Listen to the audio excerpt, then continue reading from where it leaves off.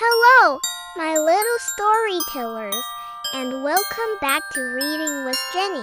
Today, we have a magical story about a kind shoemaker and some secret helpers. Somewhere in our story, a little glowing secret is waiting to be found. Look closely and comment below when you find it. Let's go! Once upon a time, in a small village covered with snow, there lived a kind shoemaker and his wife.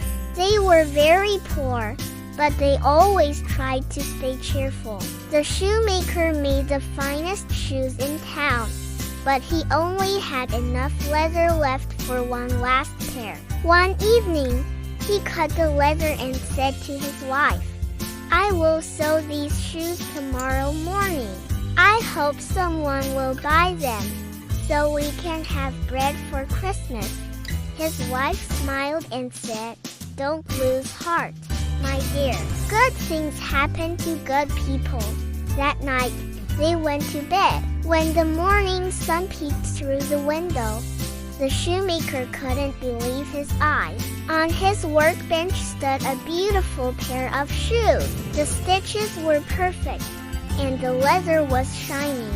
Soon after, a customer came in and paid more than enough for them, so the shoemaker could buy leather for 2 more pairs. Again, he cut the leather and left it ready for the morning.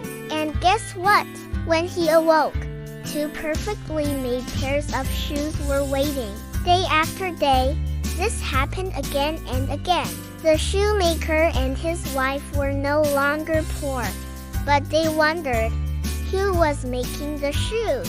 One Christmas Eve, they decided to stay awake and see. They hid quietly behind the curtain. At midnight, 2 tiny elves appeared. They had no shoes and wore old, torn clothes. They worked so fast, cutting, sewing, and polishing the shoes until they were perfect. Then, just before dawn, they disappeared into the snowy night. The next morning, the shoemaker's wife said, "Those poor little elves, they have helped us so much." So, she decided to make them tiny shirts, trousers, and warm coats. The shoemaker made 2 tiny pairs of shoes. On Christmas Eve, they placed the gifts on the workbench and hid again. When the elves arrived and saw the clothes, they clapped their tiny hands with joy. They dressed up, sang, and danced around the room, then skipped away, laughing happily.